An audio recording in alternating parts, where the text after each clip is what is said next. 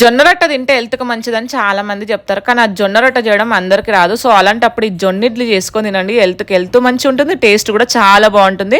చేయడం కూడా చాలా సింపుల్. నేనైతే 2 కప్పుల జొన్నలకి 1 కప్పు మినపప్పు తీసుకొని 2, 3 సార్లు బాగా కడుక్కొని దాంట్లో వాటర్ పోసుకొని నానబెట్టుకోవాలి. ఎప్పుడైనా సరే జొన్నలు 8-10 గంటల వరకు అయితే నానాలి.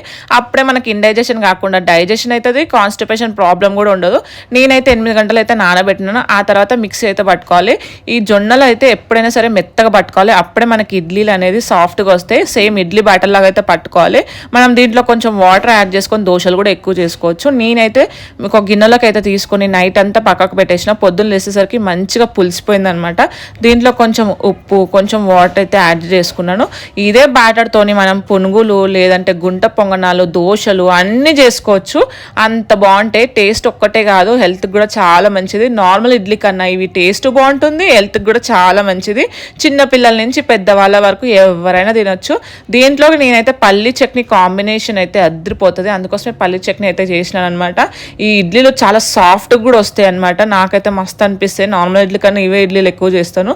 ఇంకా నేను దీనికి పల్లి చట్నీ కాంబినేషన్ ఈజీగా ఎట్లా చేయాలో చూపిస్తున్నాను కదా. పల్లీలు ఎంచుకోవాలి, దాంట్లో పచ్చిమిర్చి వేసుకొని ఉప్పు వేసుకొని వాటర్ పోసుకొని మిక్సీ పట్టేసుకోవాలి. ఇడ్లీలు అయితే రెడీ అయిపోయినాయి. చూసారు కదా ఎంత సాఫ్ట్గా వచ్చినాయో. ఈ ఇడ్లీలు ఎప్పుడైనా సరే వేడివేడిగా తింటేనే టేస్ట్ అయితే అదిరిపోతుంది. Thank you.